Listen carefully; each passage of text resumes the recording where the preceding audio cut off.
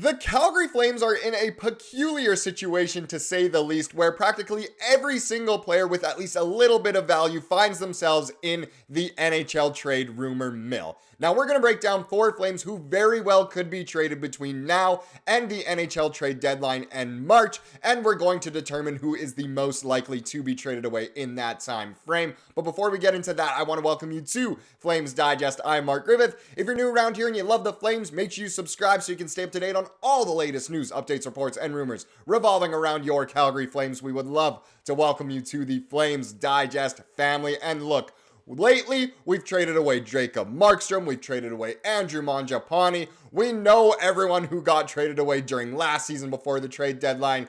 Now, there's even more names to be dropped, so we need to determine who's next. Yes, who's next on the chopping block? There are many names. We could pretty much, at this point, name anyone on the team, and they've probably found themselves in the trade rumor mill at some point in the last few months. We're going to have 4 more.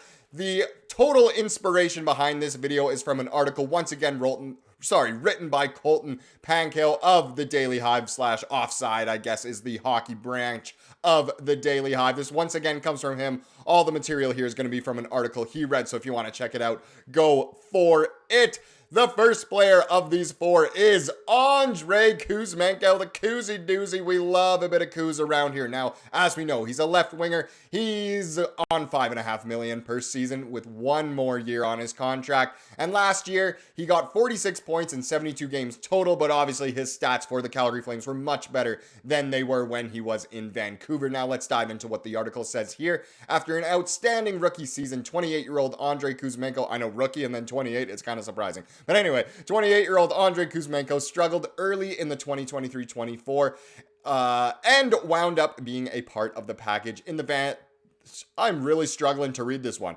And wound up being a part of the package the Vancouver Canucks sent to the Flames in the Elias Lindholm deal. Yes, we know we already won the trade if it was a 1-for-1 Kuzmenko for Lindholm. I know that's up for debate, but come on. This is Flames Digest, not Canucks Digest. Shout out to Mark Pye, though. He's a sick guy. But either way, we know we won this trade. We got Bruce Stevich too and more. And it's just crazy that now Kuzmenko once again could find himself in a trade. That move seemed to get Kuzmenko going as he wound up recording 14 goals and 25 points in 29 games as a Flame. So unreal, especially down the stretch. Despite endearing himself to the fan base, however, his age simply doesn't line up with the team's future plans, and it wouldn't be a surprise to see him shipped out before the 2024-25 season comes to an end. Now, in all likelihood, I think he will not be traded this summer, and it would definitely be more of a deadline deal. But I think what Flames fans want even more, we'll have to see how he plays in the first few months of the season, but I think most Flames fans would be okay with him being in the plans for the future. It's not like he's 35, he's still only 28. You could sign him to, a 5-year contract, and it would still be okay, as long as it was for the right price, of course. I don't think he's a bad guy to have along. We've seen very successful teams in the past few playoff runs that have players like Kuzmenko that are just, kind of pure goal scorers, maybe not the best defensively, but can get you a goal when it matters. It wouldn't be a bad thing to have Kuzmenko around, but it's not a surprise to see, since he is a UFA for next season, that he has been involved in these trade rumors, but I don't know if he's the most likely out of the 4 we will show in this video. If we jump to the next guy, it might be the most likely of them all. It is Anthony Mantha.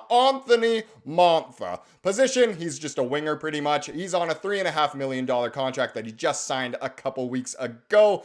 And last season, he had 44 points in 74 games split between a couple of teams.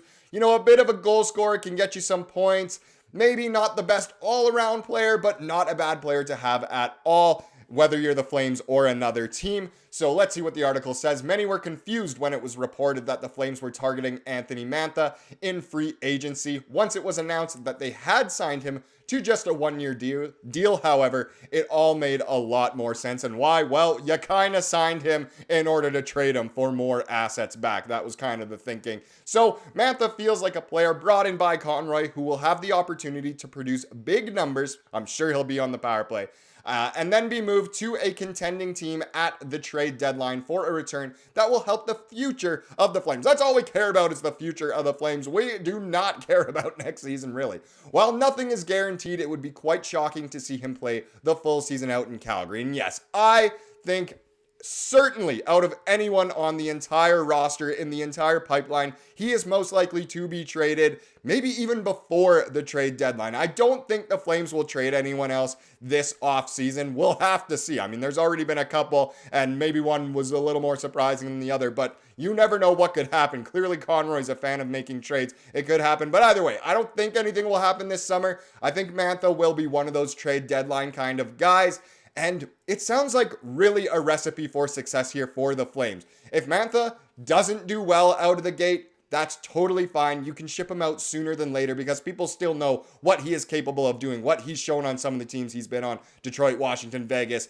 You know, there's potential here. If he plays really well, amazing. His value can go up. Maybe the Flames could even fetch a first rounder. It'll be interesting to see what the market is like at the trade deadline. I know I'm looking almost a year away pretty much, but either way, it'll be interesting to see what the market is like for a scoring winger at that time. And if Mantha's putting up big numbers, who knows what could happen. He could also sign with the Flames further. We'll have to wait and see, but either way, I think it's genius, his signing, and we can easily trade him away. He is the most likely out of the ones in this video, but still, let me know down below once you've watched the whole video if you think someone is more likely to be dealt. Let's jump into the next one, maybe one that hurts the hearts of Flames fans a little more. It's Rasmus Andersson, the Razzmatazz. As we know, he's a defenseman. He is on a $4.55 million contract and is a UFA in a couple of seasons, so 2 more years left. Last season, he had 9 goals and 30 assists for 39 points in 78 games. Not too bad considering it really was a down year for him, and at times he looked maybe a little bit unhappy to be playing for this organization.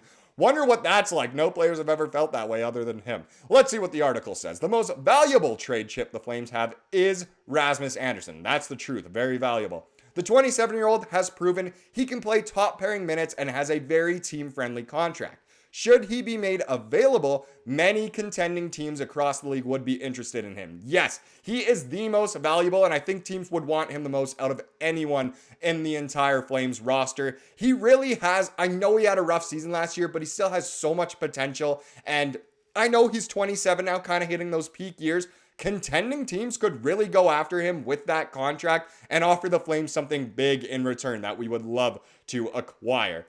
With Andersson still having 2 seasons remaining on his deal, there's no rush to move him at this time, making the opportunity of him being dealt far lower than the 2 other players we talked about. That said, if Conroy were to get an offer that blows him away, expect him to pull the trigger. Again, I don't expect this to happen this offseason. It might not even be at the upcoming trade deadline. It could be next offseason or the next trade deadline after. Now we're looking even further into the future. Who knows what it'll be like then? But either way, Andersson, very valuable. If a team really wants to pursue him and is offering up something juicy, why not take it? I know a lot of people love Raz. I love Raz.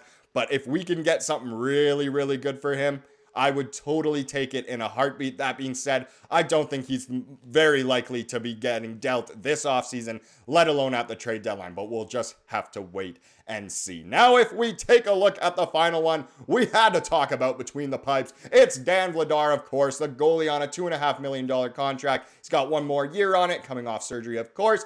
Last year, he played in 20 games with a 3.62 goals against average and an .882 save percentage. Not his best numbers. I know he didn't have the best teams in front of him, but either way, not great stats really when it comes down to it. If we want to tank next season, might keep Vladar. I love Dan, but that's just the reality of the situation. But once again, let's see what the article says. Over the past 3 seasons, Dan Vladar has done little to prove that he's a regular NHL goaltender. In a combined 75 games, he has an underwhelming 3.06 goals against average paired with an .894 save percentage. Anything above 3 for goals against average and anything below 900 for a save percentage, not good, and he's not hitting either of those. Vladar is expected to be used in a tandem role with Dustin Wolf this coming season. Should he be able to pick up his play coming off of hip surgery, the Flames may consider moving him close to the deadline if any teams show interest. And we've talked about it recently on the channel, but I think it's almost certainly in the plans that one of these goalies does get traded away this season, whether it's Vladar, whether it's Cooley, no matter who they decide to commit to, they'll probably end up trading one of the other ones, and that very well could be Dan Vladar. I think Maybe a team, if they are a contender but have some sort of injury to one of their goalies, might want to pick up Vladar, or you can send him away to a team that might be a little bit more, even more desperate for goaltending, but not quite in the playoff picture. And you'll still be able to get, a pick or a prospect. It's not like he'll be worth all that much, but I do think it is likely. If I were to rank the likelihood in terms of how soon the players in this video will be traded, I would go Mantha, Vladar, Kuzi, Andersson, but we'll just have to wait and see what does happen. It is fun to speculate on. Now let's wrap up this video with the comment of the day, everyone's favorite part of the day.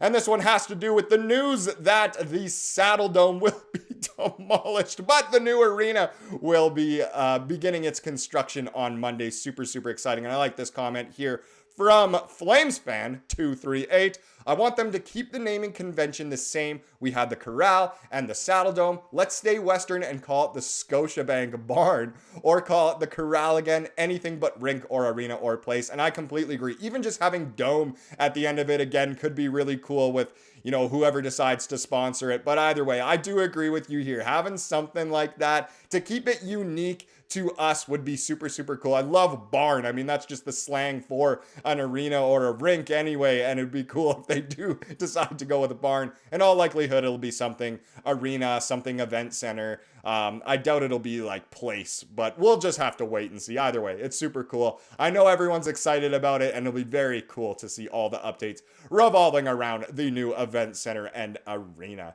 Thank you so much for watching this video. Please subscribe if you like what you saw here today, and have a wonderful rest of your day.